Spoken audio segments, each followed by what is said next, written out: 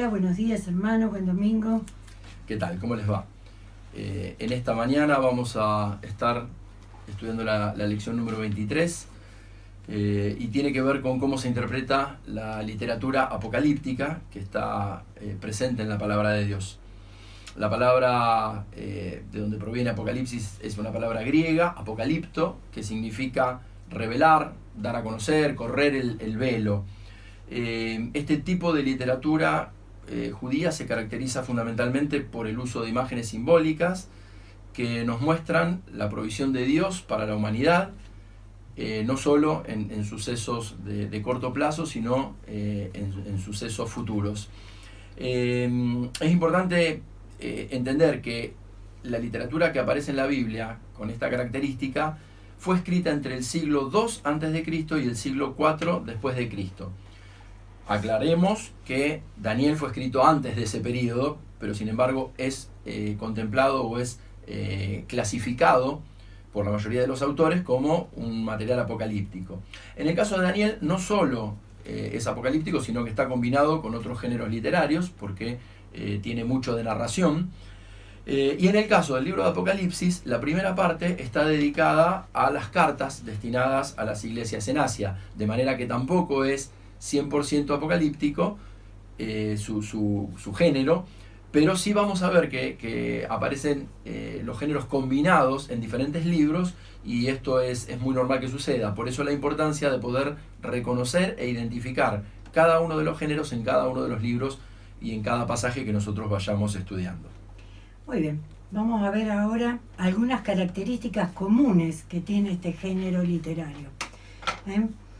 Vamos a ver en Apocalipsis 19, del 11 al 16, cómo la revelación de Dios es contundente. Hay un final para los planes de Dios, pero también para la manifestación de su gloria.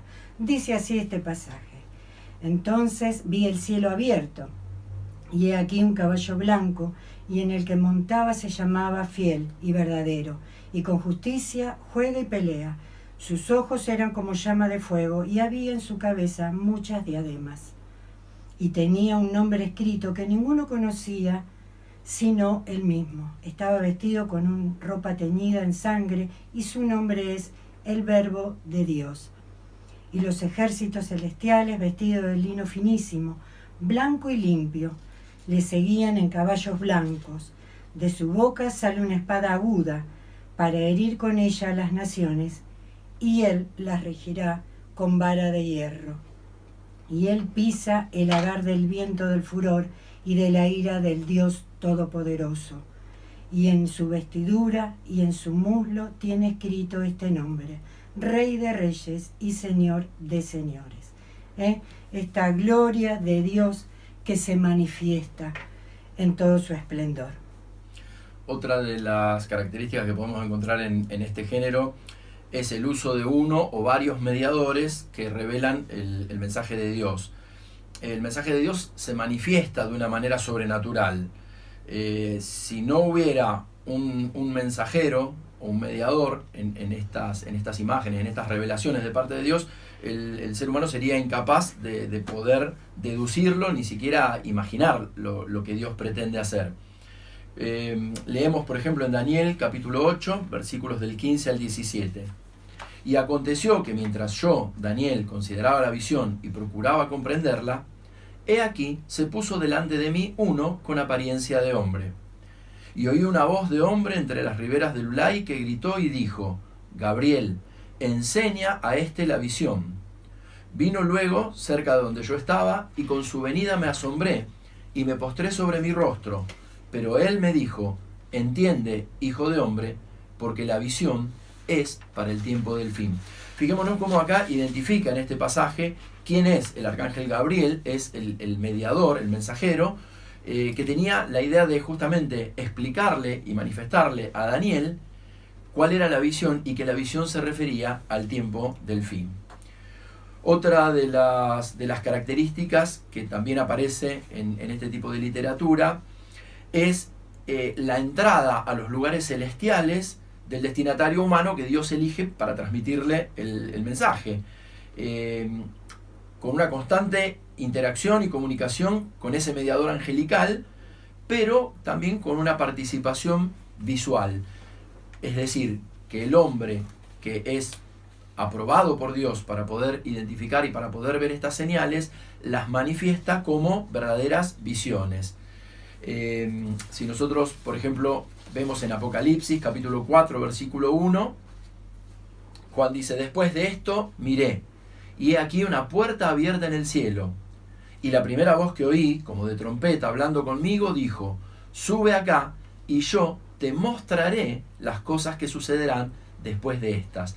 De manera que la visión involucra, como decíamos recién, un mensajero, alguien que tiene la finalidad de transmitir y de facilitar la interpretación del mensaje, pero también entra en juego la visión humana, esto de poder ingresar a un espacio que nos es vedado a todos nosotros durante nuestra vida en la tierra, para poder participar de esa visión y para poder ver y escuchar determinados datos que Dios quiere darnos y quiere compartirnos. Bueno, estas visiones que decía Claudio, estos sueños, tienen un contenido simbólico muy grande porque describen realidades espirituales ocultas y las futuras intervenciones de Dios. Son visiones que no alcanzamos a entender porque nuestra mente es finita, y están cargadas de simbología. Vamos a leer un ejemplo en Apocalipsis 12:3 que dice: también apareció otra señal en el cielo, he aquí un gran dragón escarlata que tiene 7 cabezas y 10 cuernos, y en sus cabezas 7 diademas. No va a ser literal lo que va a pasar, porque es de una poesía y de una revelación que no es oculta a nuestra mentalidad. Tenemos también visiones del juicio final, aunque no todas las visiones o revelaciones hagan mención a este juicio final, no deja de ser un final inevitable para esta era. Es una intervención directa de Dios trayendo un justo juicio a sus hijos, pero también una recompensa para nosotros. Vamos a leer en Daniel 2, 44-45, que dice: y en los días de estos reyes, el Dios del cielo levantará un reino que no será jamás destruido, ni será el reino dejado a otro pueblo. Desmenuzará y consumirá a todos estos reinos, pero él permanecerá para siempre.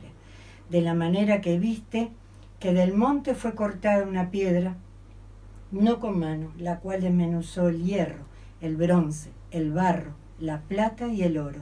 El gran Dios ha mostrado al rey lo que ha de acontecer, el no porvenir. El sueño es verdadero y fiel su interpretación.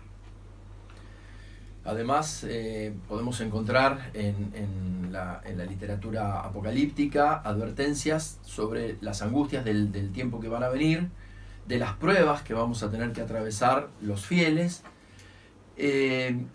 y fundamentalmente con un mensaje no depresivo para que nos angustiemos de antemano, sino con un mensaje esperanzador, con la idea de que debemos mantenernos firmes, que si bien nosotros encontramos dificultades a lo largo del camino y sabemos que en nuestra vida muchas cosas van a ir, los tiempos no van a ir mejorando, sin lugar a dudas, los tiempos irán empeorando en la tierra, pero sabemos que podemos estar aferrados a nuestro Señor. De hecho, el pasaje que vamos a compartir es el mismo Señor Jesucristo el que está hablando en Juan, en el Evangelio de Juan, capítulo 16, versículo 33. Dice: estas cosas os he hablado para que en mí tengáis paz. En el mundo tendréis aflicción, pero confiad, yo he vencido al mundo. Este es un eje y una constante en la literatura profética, porque justamente nuestro Dios manifiesta hechos por venir, manifiesta grandes señales y prodigios, algunos de ellos dramáticos para la humanidad, pero nos da un mensaje de esperanza, manifestándonos que el Señor está al lado nuestro, que Él es el que nos sostiene y Él es el que va a acortar muchos tiempos para que nosotros podamos soportarlos. Bueno, además de estas características, vamos a tener algunas consideraciones generales. Debemos entender, debemos entender las imágenes y símbolos de acuerdo a la intención que tenía el autor. no solo la intención, sino para el contexto donde estaban los que tenían que interpretarlas. Por ejemplo, en Daniel 11:31 dice: y se levantarán de su parte tropas que profanarán el santuario y la fortaleza, y quitarán el continuo sacrificio, y pondrán la abominación desoladora. Imagínense que en este escenario, para los judíos, era muy importante el templo. Entonces, esto que se levantarán tropas y que profanarán el santuario, era muy fuerte para este pueblo, porque tenían un concepto de santuario que era muy importante para ellos. También hay que ver la perspectiva de la audiencia, ¿no? Lo que veníamos diciendo en Apocalipsis 1:3 nos habla primeramente la carta a las iglesias, ¿no? A las 7 iglesias, que eran mensajes directos de Juan a las iglesias. Y después venían todas estas profecías con estas imágenes tan devastadoras y tan fuertes, que si nuestra mente hoy en día, que tiene más medios, que hemos pasado históricamente por muchas cosas, no las alcanzan a interpretar, imagínense para el pueblo de ese momento. Eran cosas muy importantes y devastadoras, que ellos mismos a lo mejor se han preguntado: ya está, o lo decían, ya viene el fin del mundo, ya está, esta era se termina, por todas las señales que se comentaban, que eran tan fuertes. Otra característica de esta literatura es que se apoya de una manera muy importante en pasajes del Antiguo Testamento. Los pasajes del Antiguo Testamento le dan sustento, funcionan como antecedente que ayudan a poder comprender Apocalipsis. De los 405 versículos de Apocalipsis, 278 contienen alusiones directas al Antiguo Testamento, y se mencionan pasajes, por ejemplo, del libro de Isaías, del libro de Ezequiel, del libro de Zacarías y del libro de Daniel. De manera que nosotros tenemos que poder ver que no aparece descontextualizado, sino que justamente todo lo contrario. La literatura apocalíptica hace apoyo, hace base sobre pasajes del Antiguo Testamento, sobre la ley, sobre lo escrito, sobre toda la palabra que Dios ya había provisto a su pueblo. Y entonces, en función de eso, se usa desde ese lugar como base o como sustento. También, como decíamos hace un rato, las imágenes simbólicas que aparecen en Apocalipsis no pueden de ninguna manera tomarse de modo literal. No quiere decir esto que les quitemos importancia o que no sean descripciones significativas o que tengan autoridad, sino todo lo contrario. Pero estos símbolos apuntan a la realidad de una manera no figurativa. Por ejemplo, en el pasaje de Apocalipsis, capítulo 17, versículo 12, dice: y los 10 cuernos que has visto, descripción y explicación de los simbolismos, son 10 reyes que aún no han recibido reino, pero por una hora recibirán autoridad como reyes juntamente con la bestia. No podemos creer que estos 10 reyes van a tener autoridad durante 60 minutos en la historia de la humanidad, sino que está haciendo una alusión a que ese tiempo, ese periodo de tiempo va a ser muy breve. Estos simbolismos aparecen mucho en cuestión de tiempos, cuando se habla de años, de semanas, de días, de horas, y justamente no hablan de manera literal, sino que lo que intentan es poder hacer entender al pueblo de Dios que el periodo de reinado de estos 10 jueces, de estos 10 reyes, que van a estar juntamente con la bestia, va a ser un periodo corto de tiempo. Esto también se vincula con lo que decíamos hace un rato del mensaje esperanzador. No es que van a ser tiempos que no se puedan soportar, sino que vamos a tener que esperar y confiar en la providencia de nuestro Dios para cumplir su plan y su propósito. Otra característica que tenemos que tener en cuenta es que Apocalipsis particularmente no está destinado a ser leído de manera cronológica.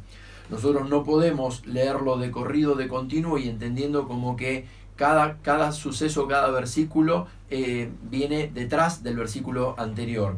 Esto lógicamente es evidente y lo podemos notar porque el nacimiento de Cristo no se menciona hasta Apocalipsis capítulo 12.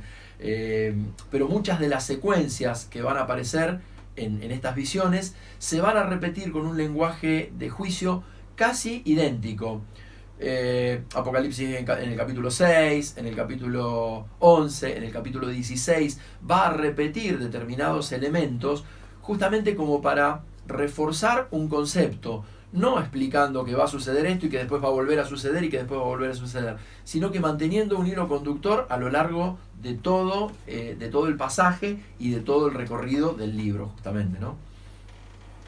Bueno, a modo de conclusión le vamos a dejar 2 versículos. El primero es Apocalipsis 22, 6, 7, que dice: y me dijo, estas palabras son fieles y verdaderas, y el Señor, el Dios de los espíritus de los profetas, ha enviado su ángel para mostrar a sus siervos las cosas que deben suceder pronto. He aquí vengo pronto. Bienaventurado el que guarda las palabras de la profecía de este libro. Como conclusión, no solamente estas revelaciones sobrenaturales nos permiten conocer sucesos futuros, que sí nos lo permiten, el plan y el carácter de Dios, sino que fundamentalmente toman aliento para que nosotros pongamos los ojos en el Señor, para que podamos entender la urgencia que hay de poder proclamar el Evangelio a toda criatura. Son pasajes que nos alientan a seguir de manera incansable predicando a tiempo y fuera de tiempo, para que mayor cantidad de gente pueda tener un encuentro personal con nuestro Señor. En Mateo 28, versículos del 16 al 20, dice la palabra de Dios en la gran comisión, ¿no? Pero los 11 discípulos se fueron a Galilea, al monte donde Jesús les había ordenado. Y cuando le vieron, le adoraron, pero algunos dudaban. Y Jesús se acercó y les habló diciendo: toda potestad me es dada en el cielo y en la tierra. Por tanto, id y haced discípulos a todas las naciones, bautizándolos en el nombre del Padre, y del Hijo, y del Espíritu Santo, enseñándoles que guarden todas las cosas que os he mandado. Y he aquí, yo estoy con vosotros todos los días hasta el fin del mundo. Amén. Ese fin del mundo que plantea el Señor Jesús a sus discípulos al entregarles, al comisionarlos, al encomendarles la tarea de ir por todo el mundo a predicar el Evangelio, tiene vigencia para nosotros hoy en día. Es un desafío que nosotros tenemos que tener presente.